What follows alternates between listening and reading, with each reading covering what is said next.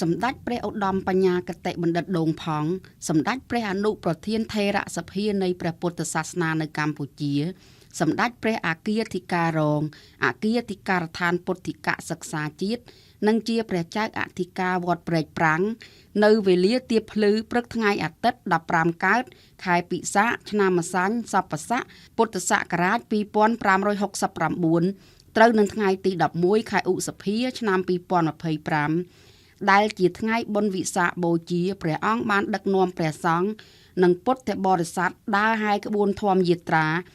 ជុំវិញព្រះមហាសក្យមុនីចេតិយដែលតម្កល់ព្រះបរមសារីរិកធាតុនៃព្រះសម្មាសម្ពុទ្ធនៅលើភ្នំព្រះរាជទ្រព្យស្ថិតក្នុងឃុំផ្សារដៃស្រុកពញាលឺខេត្តកណ្ដាលនិងបានបូជាគ្រឿងសក្ការៈសូត្រធម៌នមស្ការថ្វាយបង្គំព្រះរតនត្រ័យនិងសមាទានសិលផងដែរពិធីបុណ្យវិសាខបូជាត្រូវបានប្រារព្ធឡើងជារៀងរាល់ឆ្នាំដើម្បីរំលឹកនិងឧទ្ទិសចំពោះថ្ងៃទាំង3នៃព្រះសម្មាសម្ពុទ្ធបរមគ្រូនៃយើងគឺថ្ងៃប្រសូតចាឧត្តរព្រះមេដាថ្ងៃត្រាស់ដឹងអនុត្តរសម្មាសម្ពោធិញ្ញាណនិងថ្ងៃរំលត់ខន្ធចូលកាន់ព្រះនិព្វាន